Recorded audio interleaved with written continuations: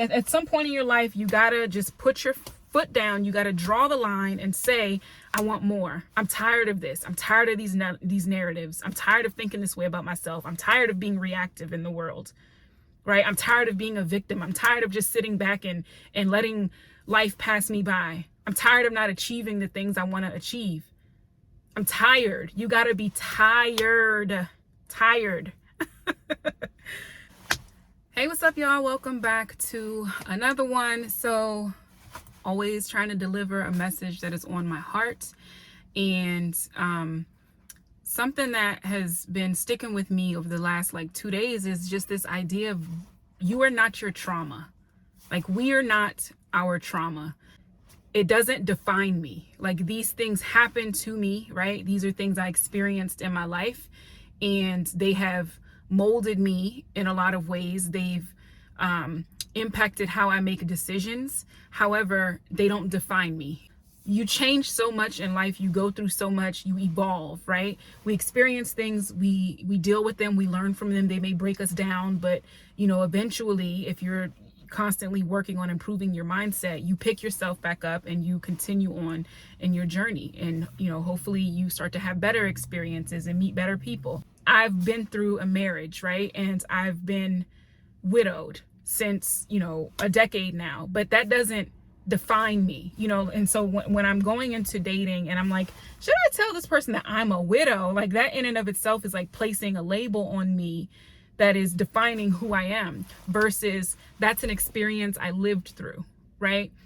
And so I think when it comes to these labels of how we've dealt with trauma, being a survivor of something, being a victim of something, you got to kind of watch the terminology and the labeling, because it already has a negative connotation, and the world always wants to make sense of things. Like, the world has to put labels on things in order to categorize, in order to make sense. But human life and people's personalities and characteristics and all these things can't necessarily fit in these labels. You know what I mean? Like, it's deeper than that. But unfortunately, that's just the way of the world. And, we have to navigate that as best we can. But you got to know, and you got to be strong enough to know that your experiences, even though they have a ton of different labels, right? It's not who you are.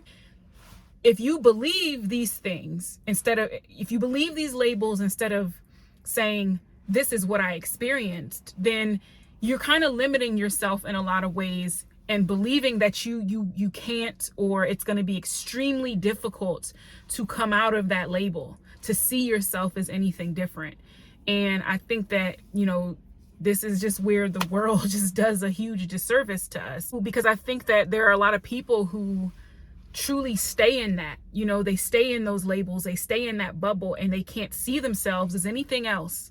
They can't see any sort of improvements coming for them in their life. And it's scary. It's scary to think that way, because then what do you have to look forward to, right? What do you have to work towards? What are your gifts? What are your talents? Like, it keeps you from finding your true gifts. And it also keeps you from finding the lessons in that, right? Because I truly believe, regardless of what it is we go through, whether we're a victim, whether we do harm to people, whether we're just, doing great and living our lives, whatever it is, there are lessons in our actions and in the things we experience. And if we don't take the time to sit back and really ponder on those things, to really dissect them and break it down and understand, okay, this is how this impacted my life. This is how, this is what it did to me. This is how it made me feel for, a month, 2 months, 2 years, 3 years, whatever. This is who I am now. This is how that shaped me. These are the strengths I can take away from it. I'm a better person coming out of that situation because this is what it taught me. Like, you have to be able to frame that for yourself. And unfortunately, the emotions of that can be so freaking heavy. It takes a lot of mental strength to look at your life and look at your situations and your experiences and break them the hell down. But it is something that we have to do. You can't just go through life, floundering and always being in this like reactive state. You know what I mean? In this state of anxiety, this state of panic, this state of worry. Like, that's just not a healthy way to live. So don't let whatever past things you've done define you. I kind of have this belief too, where like it's hard for people to change, right? Like on average, people don't change because they don't want to do the work, because doing the work means being vulnerable with the world, but also with yourself. And so many people out here are lying to themselves, selling themselves this narrative of they are their past, or selling themselves this narrative of they can't be this, they can't be that, right? And then we come into the comparison of other people. We compare our lives to other people, right? Social media plays a big role in that. And we think that, oh, because this person has X, Y, and Z, you know, they've never had it my type of pain. Like, they must have never suffered my type of pain. But the reality is that a lot of us are out here suffering. Life is full of suffering. And I feel like for the people who are out here getting it, you know, achieving their goals and doing the things that they want to do, they've realized that, you know, you can't let past stuff keep you from moving forward. You can't. Like, at some point in your life, you gotta just put your foot down. You gotta draw the line and say, I want more. I'm tired of this. I'm tired of these narratives. I'm tired of thinking this way about myself. I'm tired of being reactive in the world, right? I'm tired of being a victim. I'm tired of just sitting back and letting life pass me by. I'm tired of not achieving the things I want to achieve. I'm tired. You gotta be tired.